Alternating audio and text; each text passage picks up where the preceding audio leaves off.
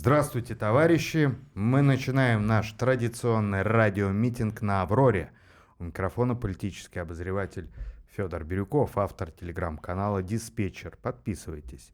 В студии Георгий Федоров, лидер движения «Гражданская солидарность», член КПРФ, автор телеграм-канала «Федоров здорового человека». Георгий, здравствуйте. Да, здравствуйте, товарищи. Привет, Федор. Привет. Первым делом хочу сказать слова поддержка Николая Бондаренко. Вот мы пока записываем, его задержали, соответственно, непонятно, что инкриминируют. Вот, какие-то там статьи экстремистского характера, соответственно, руки прочь от Николая Бондаренко. Инкриминирует демонстрацию экстремистской символики. Ну, пока без это только пока это слухи, а что там, узнаем позже. Ну, а мы перейдем к ответам на вопросы от подписчиков телеграм-канала «Радио Аврора». Подпишитесь, чтобы быть с нами на одной волне. У нас сегодня такой вот заголовок «Реальное закулисье», поэтому приоткрываем эти просторы закулисья и погружаемся туда. В матрицу. В пучину, в матрицу смыслов. Вот. Первый вопрос от Сергея. Приветствую, товарищи, приветствуем, товарищ Сергей. Вопрос крупный, из нескольких частей. На неделе была 35-я годовщина ГКЧП СССР, 19-21 августа 1991 года. Хотелось бы услышать ваши оценки действовавших тогда. Руководство КПСС и КП РСФСР, руководство МВД КГБ СССР плюс руководство МВД КГБ РСФСР, самих членов ГКЧП СССР, каждого из 8.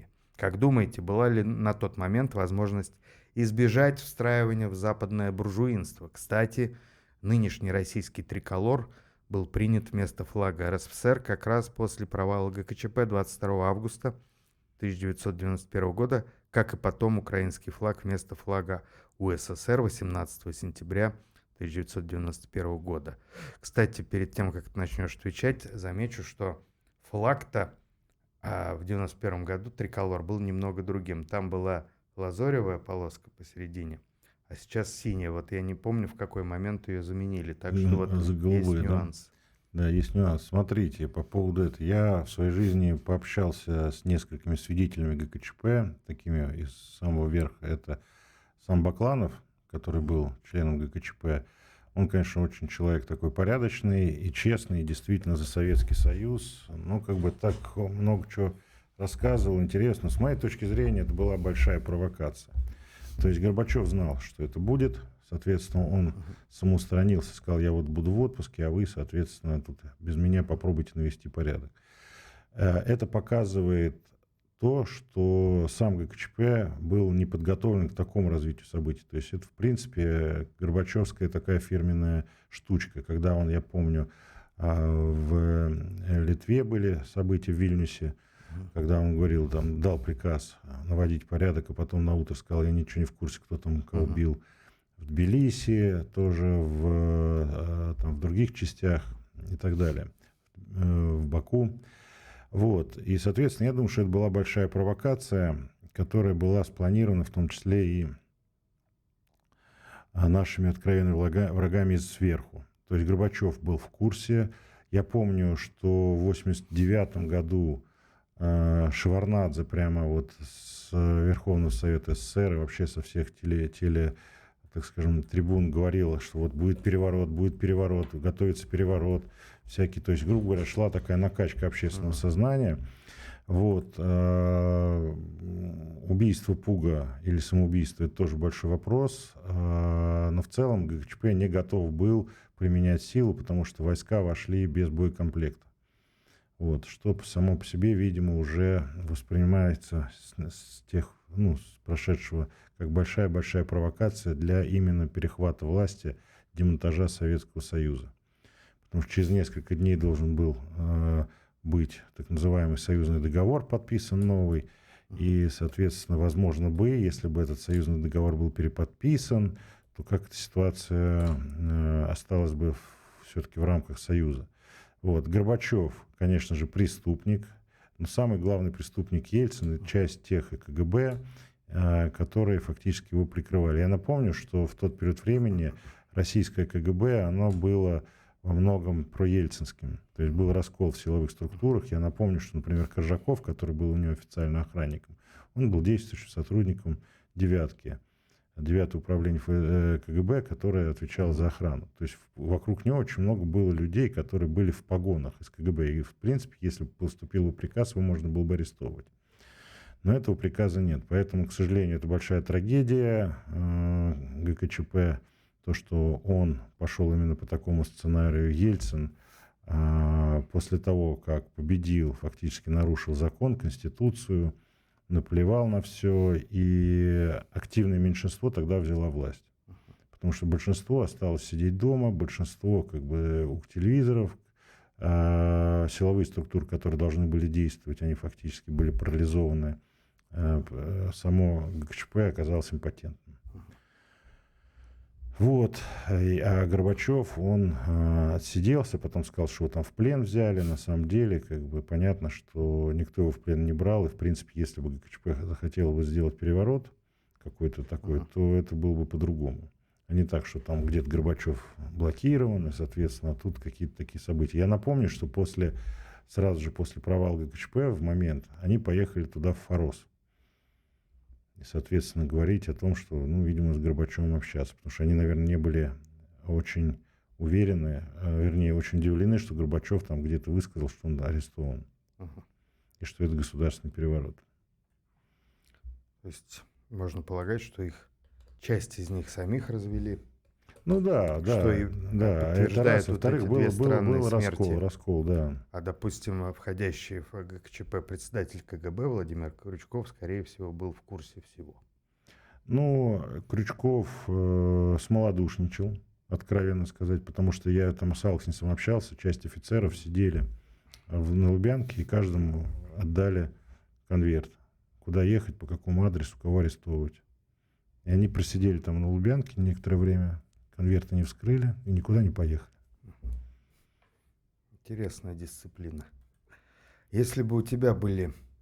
Вот ты тогда действовал как самостоятельно третья сила, а ты бы арестовал всех, Ельцина и Горбачева и ГКЧП? Какая должна быть третья сила, чтобы арестовать всех? Патриотическая. Могли же быть какие-то... Нет, тогда в тот период как раз не было никаких в КГБ, в армии. Для этого нужно... Понимаешь, в чем дело? У нас армия, она была всегда воспитывалась как вне политики, и до 91 года, вернее, до перестройки, вообще практически во внутренних каких-то разборках не участвовала. То есть были внутренние войска, когда там какие-то там беспорядки и так далее. А вот армию ввели в 91 году, и армия участвовала там в Вильнюсе и так далее. То есть, в принципе, тогда было такое общее мнение, что армия не должна свой народ, армия и народ едины. Вот, все было сделано во время перестройки для того, чтобы опорочить армию, развалить ее, чтобы, так сказать, дискредитировать и так далее и тому подобное. Если бы я был бы в КГБ или где-то, конечно, надо было Ельцина в первую очередь арестовывать. Потом, так скажем, предъявлять претензии к Горбачеву и фактически переформатировать всю союзную партию. Вот. Горбачев, Ельцин, это же не люди с улицы были. И Ельцин это недалеко никакой, это номенклатура, высшая номенклатура союзная и российская. Вот. И, соответственно, Яковлев, Шеварнадзе, вся эта мразь должна была быть арестована. Бесспорно, как изменники Родины. Потому что они реально, они разваливали Советский Союз сознательно. Если можно говорить о многих людей, которые там выходили на улицы, которые хотели там как-то там жить как на Западе, там, которые устали от определенных бытовых трудностей, это просто были ведомые, то, например, там вот эта вся верхушка союзная и КГБ, кстати, тот же самый Филипп Бобков, помним, который пятое направление политическое курировал, боролся со всякими там, с влиянием сионизма и с всякими этими диссидентами. А потом, мы вспомним, он всплыл у Гусинского, очень видного сиониста и, соответственно, олигарха. И он там всплыл как человек, который у него службу безопасности возглавлял и как советник. То есть, искренне раскаялся, принес извинения. Тут вопрос в том, что часть, к сожалению, номенклатуры, в том числе силовой, решила, комсомольской, силовой, партийной, решила через развал Советского Союза монетизировать свое господствующее положение. Им, видимо, в чем вот была, как бы сказать, особенность советской системы? В том, что любой номенклатурный работник, как правило, который имел благо в момент службы, так или иначе, он был на очень высоком уровне жизни по сравнению с советскими людьми. А потом, когда он становился пенсионером, фактически все это имущество переходило к государству. Там не было таких частных дач, ну, были они, но это было все-таки скромнее. И, соответственно, видимо, там, я помню, Ельцин же писал, что меня это прямо вот бесило, когда ты приходишь домой, а везде эти номера, которые на всяких там, на мебели, на стульях, там, на столах. То есть они как бы хотели собственности, они хотели вот это вот все то, что они имеют, чтобы это принадлежало им. И мы видим, что в 91 году, после 91 года, как раз Ельцин первым делом занялся активным со своей семьей накоплением собственности. Потрясающе. У человека была целая страна, он переживал, что у него нет личной тумбочки. Да. Такая мелочность. Ну вот это, да, к сожалению, вырождение произошло. Это надо признать при всех, так скажем, при всей нашей любви к советской власти, но в конце советской власти огромное количество людей, мягко выражаясь, не просто мелочных, а двуличных, лицемерных, но проникло на самые высоты партийной иерархии. Ельцин как раз последовательно и боролся именно с советской властью. Он выделил власть, а вот с советским боролся и расстрелял Верховный Совет. Ну, просто во втором акте трагедии. Да, вот просто он сначала, конечно, оперся на Советы, потому что вот это все, как бы сказать, Верховный Совет России, который оппозиционный был, который первый принял закон о независимости, да, декларацию и так далее. То есть многие такие сепаратистские настроения и всякие акты, они были как раз с территории Российской Федерации. Вот. И... Это ведь не было, на самом деле, таким уже как бы роковым образом, потому что все советские республики по Конституции, они были как бы, в общем, полноценными государствами, просто вот именно идея коммунизм объединяли, и Советский Союз мог расширяться, включив все вообще страны, да, и при этом все, как и при коммунизме, отдельная личность, входя в коллектив, сохраняет полностью вот индивидуальный суверенитет. Поэтому эти все декларации о независимости, они могли быть также помещены в Музей современной истории потом. Но, тем не менее, все равно, если посмотреть эти действия вот тех времен, ну, сейчас это юбилей, да, вот это событие ГКЧП, то сейчас уже смотришь, вот это действие, оно шло сверху на развал, вот это на развал, вот это на развал, вот это на развал, даже многие маничуры. Ну, например, если вспомнить вот это вот Коротич, Огонек и всякие вот эти вот антисоветские всякие издания, Московский комсомолец, это все было на балансе, извините, партийном. А фактически через партийные официальные ресурсы и через околопартийные всякие, да, средства массовой информации проводилась антисоветская пропаганда. Причем самое интересное, они хитро сделали. Они сначала не сразу же стали пропаганду против Ленина. Они сначала начали против Сталина с тем, что вернемся к ленинским принципам построения социализма. А потом уже, когда они довели определенный градус антисоветизма до этого, они уже потом и Ленина выкинули. Я помню, что Демократический союз, как первая организация, она вышла с триколором не сразу. Они же все говорили за социализм с человеческим лицом и с красными флагами, только с офицеровскими выходили. Вот, то есть они постепенно подрывали, и, соответственно, через определенный момент, когда уже они почувствовали силу, я считаю, что со всей ответственностью говорю, что продовольственный саботаж тоже был, вот, они уже потом перехватили, ну, им нужен повод был, чтобы перехватить власть, как, например, на Майдане. Вот эти неизвестные снайперы, которые, так скажем, вот до этого момента, пока не было официального расстрела, ну, фактически Януковича свергнуть было невозможно. Они там стояли, митинговали, дрались, но, в принципе, какого-то такого перелома не было. И появились снайперы. То же самое, вот все это и шло к развалу, все вроде, ну, вроде бы, как бы сказать, перехватить власть у Горбачева, а как ты его перехватишь? Должен быть какой-то определенный нелегитимный шаг союзного руководства. Вот он пришел, а еще и особенно со страшными танками и военными. Вот вам и как бы повод. Ты бы назвал события 91 года первой настоящей цветной революцией? Вот не именно. Цветной. Это была, да, как бы сказать... Ну, трехцветной даже. Ну, наверное, но это не первая, но в принципе, да, технология. Какая первая тогда? Ну, было же до этого там в ГДР, там просто объединение Прибалтике, Германии.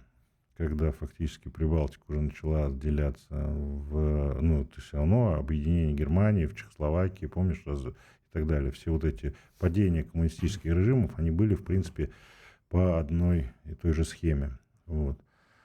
Соответственно, как бы народ восстановал. Ну, мы помним, что было то же самое, кстати, можно и вспомнить по режиму Чаушеску. Когда фактически, ну, если бы не было вот этого бессмысленного расстрела на площади, да, Пешавара, то фактически, ну, как бы он бы сохранился бы. Но проблема в том, что, например, китайцы пошли по другому пути. Они тоже, там у них было большое противостояние, и фактически уже эти митингующие начали фактически, ну, боестолкновение с армией. И они решили, что надо этот Тяньаньмэнь подавить. И подавили очень жесткими методами. И как выясняется, что они были правы. Это все наши консерваторы очень любят вспоминать этот сюжет. Но до этого была великолепная культурная революция Мао, когда огонь по штабам своим был направлен, и молодежи были развязаны во многом руки, и они, в общем, выгнали со всех постов тех, кто уже забронзовел, как раз тех, кто у нас-то вот и захватил все кабинеты в конце Советского Союза, вот этих перерожденцев. Вот они их выгнали прямо на мороз. Поэтому возможно, были и другие события. Но я бы назвал бы в учебниках истории именно вот эти события первой на постсоветском пространстве успешной цветной революции, потому что и события, вот, 2 Майдана украинские и прочее, это все вот продолжение, прямое продолжение вот этих событий. Не нашлось патриотической силы, которая бы грамотно ответила на вызовы. То есть что делали консерваторы советские? Пытались сшить то, что расползается. Единственная сила нашлась. Это после того, как ГЧП был это так называемый Рижский ОМОН. И который после того, как ГЧП, они взяли под контроль всю Ригу. И, соответственно, те же самые народно-фронтовцы, мне Алкнис рассказывал, они сами просто, не ждав приказа, взяли и как бы начали действовать. И он говорит, что как только это произошло, все вот эти вот лидеры народных фронтов сами все пришли, сдавали ключи, то есть они поняли, что все возвращается. И в Москве не хватало такой как раз третьей силы, которую мог бы возглавить ты, которая бы арестовала бы всех причастных, потому что очевидно, что все замазаны. В этом предложили бы внятную программу развития, а не то, что было озвучено на пресс-конференции, странные тезисы, как будто бы из разных порой противоречивых программ. Ну, перейдем к второму вопросу. Тоже был не особо популярный к тому времени. Там вообще, это самое, пробы не на ком ставить. Это все смешно. Потом они уже... Хотя с Стародубцевым я общался, был очень... Флёр героев таких получилось. Но вот, очевидно, настоящие герои погибли как раз. Вот. Это Ахрамеев и Пуга, да. И самоубийство, все это ставится под большие сомнения. Особенно в части Ахрамеева. А был еще, кстати, человек, который не первые ряды занимал, но достаточно заметен был, это вот Валентин Вареников. Ну, Вареников, победы. Слушайте, Вареников — это вообще совесть нашей советской власти. Он человек, который всегда четко, ясно, невзирая ни на какие, так скажем, кабинеты и высоты, говорил все то, что он думает. И вообще я с ним несколько раз тоже общался. Это была фигура. Он же отказался от амнистии, да. И выиграл суд. Да, единственный человек, который пошел до конца. Причем самое интересное, что там Язов, как фронтовик, говорят, себя не очень хорошо проявил. Мне потом рассказывали из военных кругов. Вот, сложилось как сложилось. Вот на примере... Даже после ГКЧП можно было исправить ситуацию. На примере Вареникова видно, что не вся армия придерживалась такого плюшевого принципа. Нет, слушайте, армия вообще была в тот период униженная, и, в принципе, она готова была действовать, если был бы приказ. И могу сказать так, что даже после ГКЧП можно было исправить ситуацию. Когда вот эти 3 негодяя в окружении всех там Бурбулисов и прочих там готовили Беловежское соглашение, белорусский КГБ докладывал в Москву, что там происходит, в том числе напрямую Горбачеву, что там происходит сейчас подписание, готовится к развалу Союза Советских Социалистических Республик, на что Горбачев мявлил, говорит, не надо. Мы приедем, с Борисом поговорим, все будет хорошо. То есть, грубо говоря, приказа не было. Если бы был бы приказ арестовать, то можно было даже после этого их там всех в этой Беловежской в пуще арестовать, в кандалы в Москву, как говорится. Вот.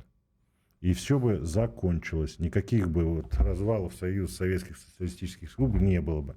Я бы все Горбачеву бы простил бы.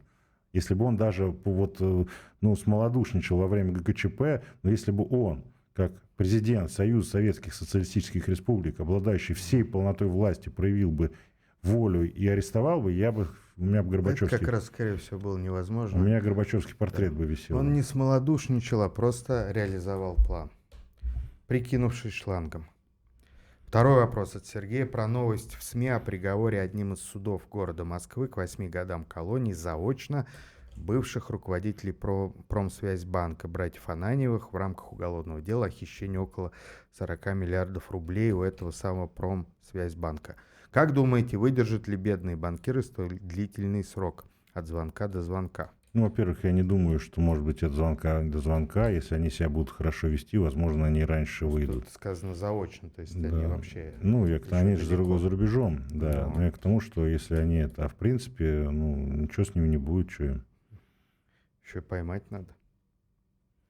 Ты, в общем, не переживаешь и никому не советуешь. Не, Все это будет у них нормально. Да. Ладно, все, и то мы тоже не беспокоимся. Третий вопрос от Сергея про новость в СМИ о заявлении заместителя министра энергетики США Кайла Хауствайта о том, что в США экспортируется около половины добываемой в Венесуэле нефти. 500 тысяч баррелей нефти в сутки из 1,25 миллионов баррелей. Как думаете, является ли это конечным результатом январского похищения президента Венесуэлы Николаса Мадуро американцами? Кто именно стал выгодоприобретателем в самой Венесуэле от такого расклада? Ну, это не как это назвал, не самый главный. Еще впереди всякие, так скажем, вещи, связанные с выгодоприобретательством. Естественно, Соединенные Штаты Америки и внутренний круг, который фактически его сдал. Так как там вице-президент, вернее, президент нынешний, очень неплохо себя чувствует, то я думаю, что она как раз и главный выгодоприобретатель от того, что его сдали. Часть номенклатуры партийной, которая была тоже недовольна Мадуро, вот. Часть силовиков, я думаю, которые тоже были недовольны в чем-то Мадуро, и, соответственно, ну, как бы это был такой консенсус с их точки зрения, похищайте. Вот. Но это еще не все. Я думаю, что больше будет нефти экспортироваться из Венесуэлы в Соединенные Штаты Америки. И вообще там, скажем, под контроль будут постепенно брать все. Вот эта ситуация Боливарианская революция закончилась. Очень ярко иллюстрирует основной тезис проекта «Эры» о том, что ресурсы неисчерпаемы, но они находятся в монополистических руках. Вот Соединенные Штаты выкачивают из Венесуэлы нефть, которая могла бы сделать жизнь венесуэльского народа изобильной, достойной. Кстати, Чавес-то как раз за счет этого... Там же тоже, там латифундии, все это было сложно. Это как Чавес как раз, Чавес очень много людей вывел из трущоб за счет этого. Но в Латинской Америке вообще ситуация, она двойственная. Вот Куба, она столько лет как бы там один из главных подбрюшных врагов США, но военная база Гуантанамо на территории. То есть там это вот такая двойная полуправда политики. Но это не полуправда, просто когда еще было колониальное, так скажем, когда США фактически, в том числе, освободили от испанского колониального владычества, это был подписан определенный договор с Кубой, что там на территории будет Гуантанамо. И поэтому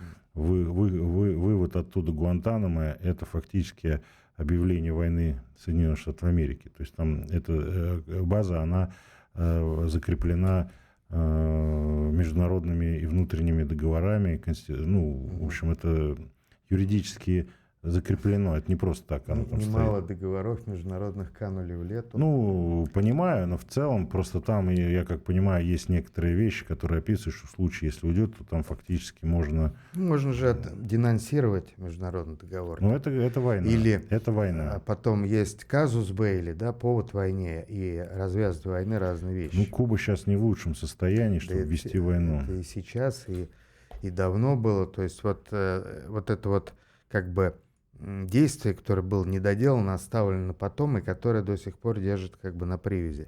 Венесуэла, все, она оккупирована. Главный выгодоприобретатель Соединенные Штаты, их сырьевой капитализм. Все, остальные там подельники, коллаборанты, они просто получат, скажем, собственные гонорары, они несопоставимы с прибылями. И вот так же происходит в мире, когда все ресурсы находятся в руках капиталистических монополистов. Это уже транснациональные компании. Если вырвать у этих структур ресурсы, их хватит навсегда, потому что они будут восполняться через создание новых технологий, то есть будет нужно уже меньше там сырой нефти, больше солнечной энергии. Техника будет развиваться как нужно людям, а не только сырьевому лобби или военно-промышленному лобби. Но пока сохраняется капиталистический монополизм, все вот происходит по такому консервативно-негативному сценарию. Вот о чем пишет все время и Федоров «Здорового человека», и о чем говорит проект «Эра». Вот, пожалуйста, живая иллюстрация из нынешней геополитической реальности. А теперь мы переходим к блоку от Романа Самарева. Здесь еще больше букв. Вот, Роман Самарев такой иронично, дружески, значит, пишет в первом случае: если не возражаете, то вопросы, которые будут пропущены, повторю когда-нибудь позже. Даже с Георгием шутили, может быть, все вопросы отдать на когда-нибудь позже, но нет. Мы все-таки начнем отвечать. Я так понимаю, у нас же есть еще время, да, Михаил? Да, есть время. Пока есть время, ответим. Итак, первое. Недавно, пишет Роман Самарев, понадобилось мне обновить резину для автомобиля. Столкнулся с тем, что утилизация покрышек теперь только платная. Лет 5 назад в Мытищах было несколько специальных мест, куда можно было просто привезти покрышки и оставить в контейнере. Сейчас не осталось ни одного, ну или они неизвестны. Мы постоянно слышим заявления о заботе об экологии. Вводятся утилизационные сборы на все. Но раньше можно было сдать бесплатно, а теперь нет. Я думаю, что люди просто будут выбрасывать старую резину куда попало. Хорошо, если в обычный мусорный контейнер, хотя кругом кричат, что делать этого нельзя. Вопрос: зачем местные власти создают такую ситуацию, где исполнение требований невозможно из-за отсутствия контроля, а лишение граждан возможности сделать все правильно приводит лишь к ухудшению обстановки? В данном случае мусор будет где попало.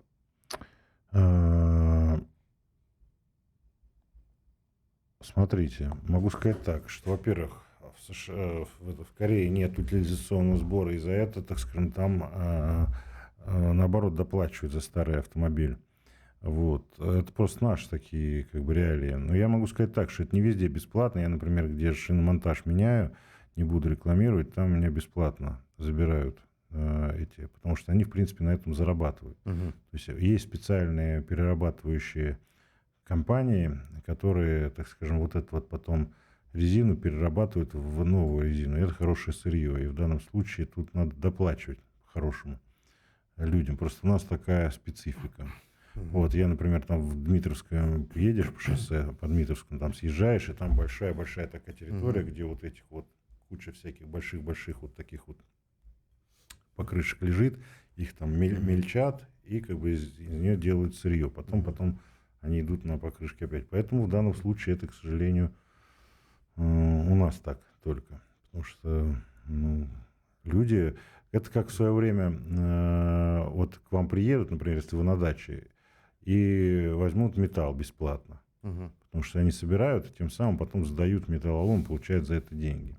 Вот. Но это неразвитость даже нынешней нашей капиталистической системы, потому что, в принципе, это приносит деньги тем, кто это подбирает. И вы просто так сейчас, кстати, вы не увидите. Если вы увидите, что кто-то выбросил покрышки, они очень быстро либо утилизируются самими же, так скажем, кто обслуживает ЖКХшники, вот, либо как бы вы их не увидите. Во всяком случае, в больших городах 100%. Ну вот проблема того, что утилизация, причем возмездная утилизация всякого вторсырья сегодня затруднена, она хорошо видна на контрасте с советской ситуацией, когда бутылки, макулатура, металлолом, это все в шаговой доступности было. То есть мы все сдавали бутылки, а ребенкам это живые деньги, это было выгодно. И как бы это и трудотерапия, и вот вклад в домашнее хозяйство, и просто карманные деньги. Вообще бутылки собирали, это был такой один из таких, там бабки, извиняюсь, иногда дрались между собой за территорию. Вот, потом макулатура, можно было там и деньги или книги получать. Ну, все вот это оборот. То есть советская индустрия была более экологообоснованно, Да, и не было более этих, зеленое на самом деле. да, не было таких вот этих вот целлофановых пакетов везде, да, я помню, мы смеялись, еще там рядом смеялись, ой-ой-ой, заворачивают в эти в бумагу. И Там. теперь это А крафт теперь это, модный. да, когда Его это, купить за большие деньги да, можно. да, это уже сейчас воспринимается совершенно по-другому, блин. Видел как-то, по-моему, в районе Нахимовского, что ли, проспекта, такой красивый шиномонтаж, большая территория, вот как городок, знаешь, в фантастических фильмах такая вот крепость, значит, повстанцев, а над ним такой пылающий красный флаг, еще солнце светило, я вот просто я увидел как будто вот кусок будущего, вот сел телефон в тот момент, просто вот прямо радость меня, значит, осенила. Вот есть хорошие шиномонтажи, Да. наверное. У твоего шиномонтажа висит красный флаг? Ну, это сеть. Сеть. Вот. А, кстати, над сетью еще лучше. Ну, так вот. Ну, такие красный вот цвет проблески. в нем присутствует. Да, да. Черные шины, красный флаг, очень хорошо. Следующий вопрос от Романа Самарева. Что вы думаете о нашем законодательстве в отношении водных объектов? Не буду обобщать, но на примере Мытищинского, Пушкинского, Щелковского, Дмитровского районов в летнее время почти невозможно найти место для бесплатного подхода к воде, где можно искупаться или провести время. Все, что находится в пределах досягаемости, огорожено заборами с платным въездом-входом. Если в отношении естественных водоемов у нас есть законодательные требования о том, что берег должен быть свободным для прохода, то на искусственные объекты типа водохранилищ, карьеров, прудов это требование не работает. Множество ныне затопленных карьеров в СССР реально были зоной ответственности добывающих предприятий, которые сейчас уже прекратили свое существование. Карьеры стали привлекательными водными объектами, но земли вокруг почему-то стали частными. И доступ к карьерам стал невозможен, разве только к нелегальным, которых нет в кадастре. Вопрос, как вы думаете, как здесь должно быть изменено законодательство, чтобы и людям было удобно, и бизнес мог развиваться, но без капиталистического оскала? Ну, вообще государство должно стимулировать те направления в экономике, которые нужны, там, туристический сектор и так далее. Но в данном случае общие мы выступаем, коммунисты, за национализацию природных ресурсов. То есть все природные ресурсы, которые есть под землей и над землей, должны быть в общем доступе. То есть мы против того, чтобы кто-то там ставил, огораживал и так далее и тому подобное. Даже на искусственных водоемах, если это там не вырыт там сам для предприятий, для каких-то там разведения условно карпов. Вот. Мы за социализацию. Ни леса, ни поля, ни водоемы не должны быть только для маленькой узкой кучки людей, как до революции, например, было. По скриптум тут, значит, Роман пишет, часто приводит в пример капитализма США. Я, пишет Роман Самарев, жил в штатах Орегон, Калифорния, Вашингтон. Там реально много бесплатных мест доступа к природным объектам, много национальных парков. Въезд либо бесплатный, либо условный $5-10 с машины. Платные клубы есть, но они не закрывают 100% береговой линии, они реально ограничены. Вот такая вот приписка. Потому что в США развитый капитализм, а у нас недоразвитый капитализм. В США... Учитывая монополизм капитализма в мире, недоразвитый капитализм всегда таким остается. Да. Потому что развитый не будет делиться ни с кем рынком, благами и так далее. Он только высасывает. Для чего, собственно, вот то событие было проведено в августе 1991 года, чтобы сделать нашу страну сырьевым придатком этого западного капитализма. Это тогда и не скрывалось. Помнишь, вот 93-й год, фото легендарное, когда уже расстрелянный парламент, Верховный Совет, который называли по-американски Белым домом, и на переднем плане такая закопченная реклама сигарет, свидание с Америкой. Вот они, поцелуй в десна со смертью. Со смертью капитализма. И еще один следующий вопрос. На днях проскочило сообщение, что в медвузах внезапно случился недобор студентов. Весной приняли закон об обязательной отработке после окончания, но забыли о том, что зарплата молодого медработника не позволяет ему не только снять жилье, но и не всегда позволяет прокормиться. Вопрос. Как сделать так, чтобы если уж и принимаются законы, обязывающие граждан что-то делать, то государство гарантировало возможность гражданам исполнить то, что требуется? Ну, надо, чтобы было другое государство с другими законами, и с другой правовой и, так скажем, социально-экономической системой. Вот вам ответ. Согласен, да. Рецепт простой. Да. Государство должно быть социалистическим в этом случае. А что касается зарплат, то большинство зарплат сегодня для большинства россиян, на них и снять жилье, и прокормиться очень сложно одновременно. Надо что-то выбирать. Жилье дорожает в любых формах. Вообще, современный российский капитализм — это не для жизни совершенно. Это только для эксплуатации. Вопрос на порассуждать, если надо заполнить время. Просьба не обрезать, но выбросить целиком. Делаем, значит, жест доброй воли, зачитаем целиком. На порассуждать. К вопросу о тотальной безалаберности. Этой зимой было очень снежно. Тротуар, которым я пользуюсь, местами был завален снегом из-за того, что трактор не мог проехать по нему. Приходилось обходить по дублеру шоссе, где утром и вечером бывают очень оживленное движение. Причина была в том, что когда-то прямо в тротуар воткнули дорожные знаки, сообщающие о пешеходном переходе, выезжающем с переулков, но бессмысленные в том месте, где их поставили, потому что это выезд с переулков с односторонним движением. Решил я проявить общественную позицию и написал в Добродел о том, что неплохо бы убрать ненужные знаки, потому что они мешают механизированной уборке тротуара. Приложил фото с очевидными кучами снега и следами того, как трактор просто объезжает эти места, оставляя их непроходимыми для людей. Через некоторое время получил ответ из администрации, что мое обращение отправлено в ФКУ «Центр автомобиль Магистраль». Еще через месяц пришел ответ, что они все проверили, знаки стоят по ГОСТу, уборки не мешают, а тракторист, видимо, по собственной инициативе не хотел там ездить. В итоге ничего сделать не удалось, но смотрите, куда уходят бюджетные деньги. Компания, которая чистит улицы, продолжает тратить деньги и на тракторы, и на людей, которые иногда приходят с лопатами и дочищают то, что не может сделать трактор. Местная администрация в сущности все равно, что происходит, они как бы в этом месте ничего не делают, а просто являются диспетчерами и перенаправляют запросы разным службам. И формальных претензий к ним нет. ФКУ «Центр автомагистраль» наверняка даже не смотрели, что там происходит, но сослались на ГОСТ. Довольно свежий, но странный ГОСТ Р52289-2019. На дорожные знаки разметку требует устанавливать знаки пешеходный переход исключительно парно. 5.19.1. Устанавливаются справа по ходу движения и 5.19.2 слева, независимо от ширины дороги и направлением движения. Даже если дорога грунтовая шириной 3 метра, все равно знаков должно быть изготовлено 2 и установлено напротив друг друга. И кто-то же получает деньги за их изготовление и установку. И кто-то писал этот ГОСТ, Добродел, служба, через которую мало что можно решить, но поглощающую деньги. Конечно, я мог бы написать заявление в прокуратуру на то, что Центр автомагистраль в своем ответе откровенно лжет, говоря, что трактору ничего не мешает, пишет Роман Самарев. Но ссылка на ГОСТ корректная. Поменять ГОСТ, каким бы бессмысленным он ни был, я не в силах. Вопросы. Как нам разгрести эту дыру, в которую утекают наши налоги? Проблема очевидна, но мы ничего не можем сделать, потому что чиновники обложились правильными нормативными документами.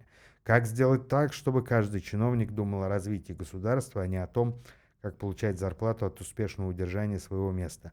Как воспитать общественную нетерпимость к таким чиновникам? Приложена фотография с этим могу знаком сказать так, посреди что снега. то, что вы описали, это местная проблема, сугубо местная. Соответственно, нам нужно развивать местное самоуправление для того, чтобы чиновник местный был впрямую зависим от людей, а люди через местное самоуправление могли бы влиять в том числе и на такие вещи. Соответственно, нужно возвращать местное самоуправление фактически. И все, ситуация начнет исправляться. Полномочно решать местные проблемы. То есть это именно развитие территорий, управление территорией самими гражданами. И тогда, кстати, когда граждане почувствуют, что они имеют влияние на решение местных проблем, поверьте мне, у нас еще будет очередь стоять от каких-нибудь местных активистов, которые захотят что-то там исправить. Местное самоуправление. Вот в чем вопрос. У нас оно уничтожено фактически У нас создана вертикаль. Естественно, внизу этой вертикали не нужно, чтобы, так скажем, там начальник сверху посмотрел косо или что-то. Поэтому они так себя и ведут. А потом такие вот действительно влиятельные чиновники, они ведь живут не рядом с нами, как в прошлые времена. Они живут в своих отдельных таких Мерках. привилегированных гетто. И у них все просто зашибись. Да. Они каждое утро выходят и думают, какие мы молодцы, какая Да, красивая, да. прекрасная Россия вокруг. Да. Вот, они ездят на своих служебных автомобилях, неважно чего производства. И из окон все тоже очень прилично. Они считают, что они нас осчастливливают. А кто ворчит, это либо, значит, дурак, либо враг. Ну, по их логике-то. Потому что власть построена таким образом. Вот. А местное самоуправление, она бы дала рычаги управления людям, которые знают, что здесь происходит на местах. Абсолютно. И еще один такой интересный вопрос. Значит, от Романа Самарева. Он прислал символ нового цифрового, логотип цифрового рубля. И тут сообщение: логотип цифрового рубля будет дофаминового ярко-красного оттенка, между собой бы называемый цвет дофаминовый. Директор департамента национальной платежной системы ЦБ Алла Бакина. Ну и вопрос. Значит, если, все представляют себе символ рубля, а здесь он как бы вписан в круг и смещен чуть влево, такой вот, как бы более динамичный.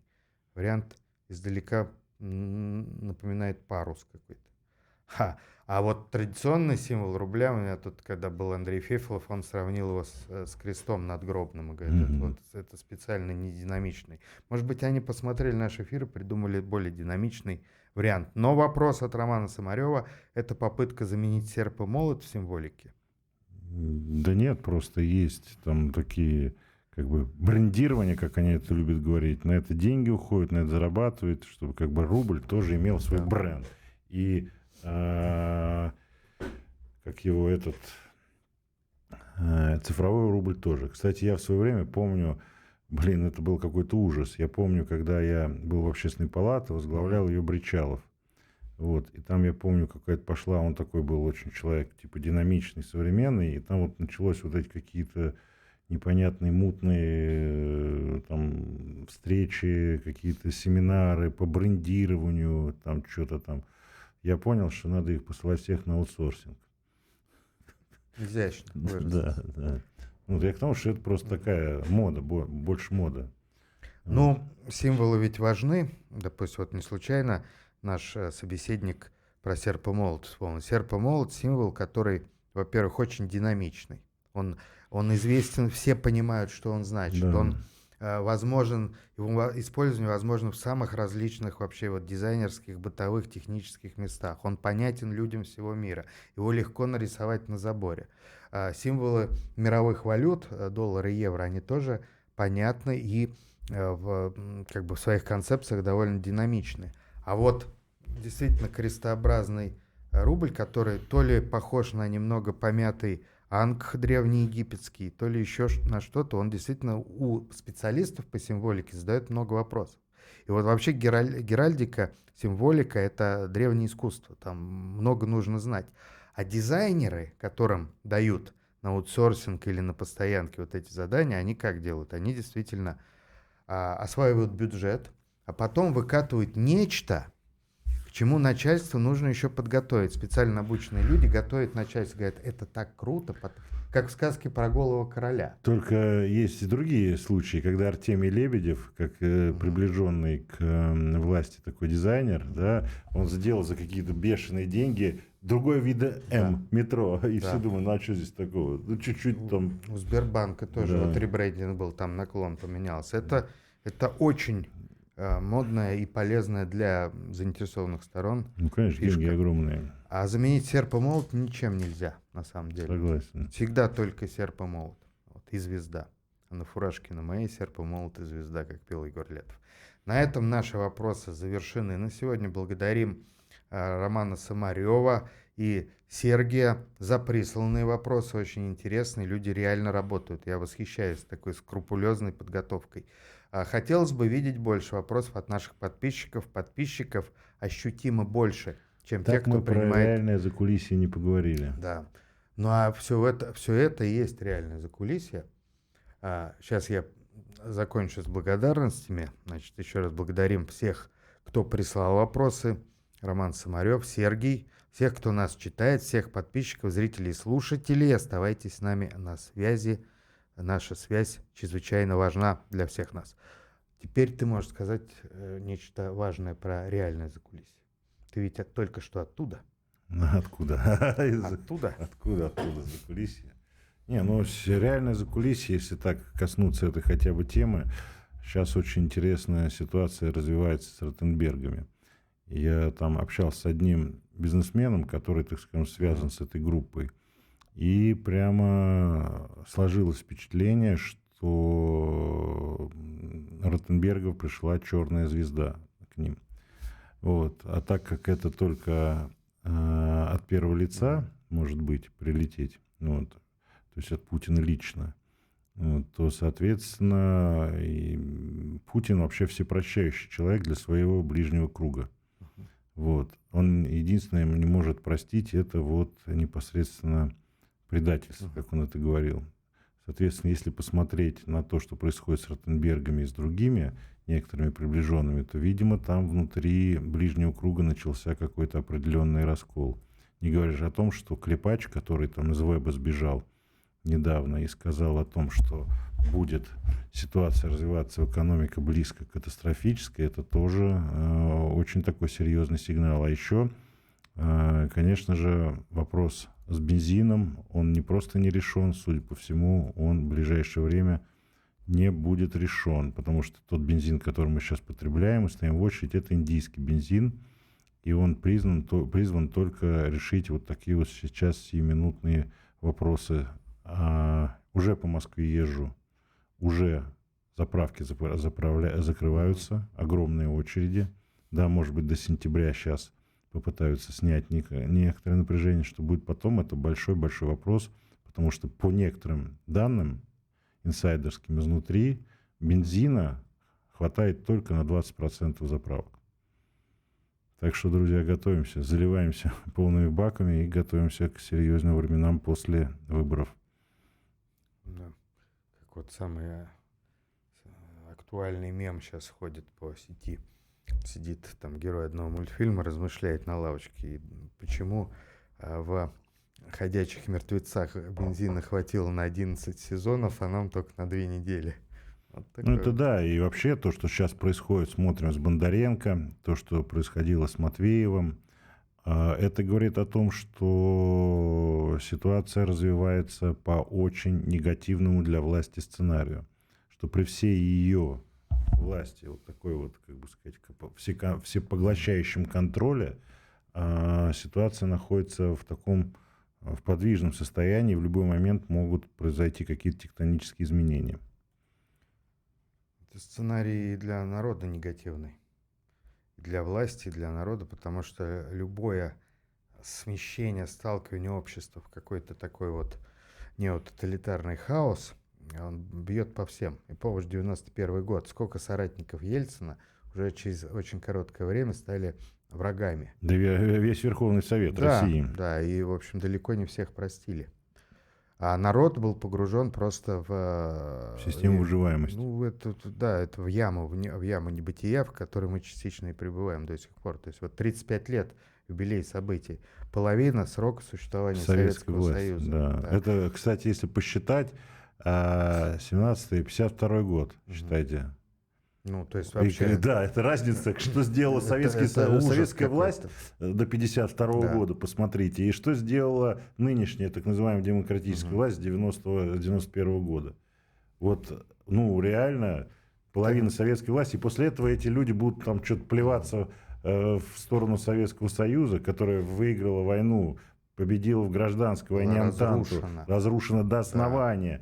Да, была расчленена, и она в 1952 году, это было не просто сверхгосударство, это было сверхцивилизация, которая была лидером мира, и которая готова была уже к 1952 году огромное количество стран Западной Европы и присоединяться к нам. Не зря же Запад объявил, именно, так скажем, Черчилль объявил в своей Фултоне, да, свою вот эту речь по холодную войну начал. И, кстати, вот эти вот железный занавес, они же начали Да. опускать. Черчилль, к сожалению, был практически всегда пьян, но предпочитал армянский коньяк, который ему поставлял Да. Сталин. Вот. И если бы он не пил, он бы, может быть, иначе смотрел на мир. А многие американцы, ученые, футурологи, политики, они признавали заслуги Советского Союза и просто и писали, говорили, что будущее это наполовину советское, и их как бы конкурентные страхи были связаны с тем, что Советский Союз даже по капиталистическим меркам, по статистике обгонял рост экономики так называемой застойной брежневской системы. Он сегодня недостижим. 7% Да, застойное он было. больше, 7-8, чем любая да. страна сегодня Да, вообще. да, Это, да. это просто его невозможно сегодня вот даже представить. И Но зато в Китае ключевая ставка опять 3%. Внимание, в товарищи. Китае все спокойно. Да, 3%. Потому что Китай 3%. продолжил развивать именно вот советскую основу бытия. Нам же говорят, что как же так, сейчас если мы снизим, у нас экономика рухнет. Вот посмотрите китайскую ставку, и как он прет, и нашу ставку, и где мы находимся. У нас такая экономика, что вообще никто не может сказать, благодаря чему она действует, только, наверное, благодаря Господу Богу. Вот. Поэтому и такая Это зачем-то мне экономика, напомнил. такая экономика Откуда может деньги? рухнуть. От Аллаха. Да. Помнишь, как Кадыров сказал? Такая экономика может Аллах рухнуть от подал. чего угодно, потому что она вообще очень странная. Вот. Она изначально строилась как нежизнеспособная. Она строилась для того, чтобы выкачивать из России все, включая людей. Нет, она недра, жизнеспособная деньги. до определенного очень узкого круга. Это в национальном плане не жизнеспособно. То есть паразит, клещ, который в нас впивается, он для себя жизнеспособен, но организм он убивает, травит. Вот, на этом философском отступлении из самого реального закулисья мы и завершаем сегодняшний радиомитинг. Бесконечно благодарны всем, кто был с нами и будет. Не забывайте ставить лайки, подписываться на наши ресурсы и распространять наши материалы дальше по волнам сети, все дальше и дальше по просторам вселенной. В студии «Авроры» для вас работали Георгий Федоров, автор телеграм-канала «Федорова здорового человека», лидер движения «Гражданская солидарность» и член КПРФ. Георгий, спасибо. Да, спасибо вам, товарищи, до новых встреч. И политический обозреватель «Авроры», автор телеграм-канала «Диспетчер» Федор Бирюков. Спасибо всем, мир вам.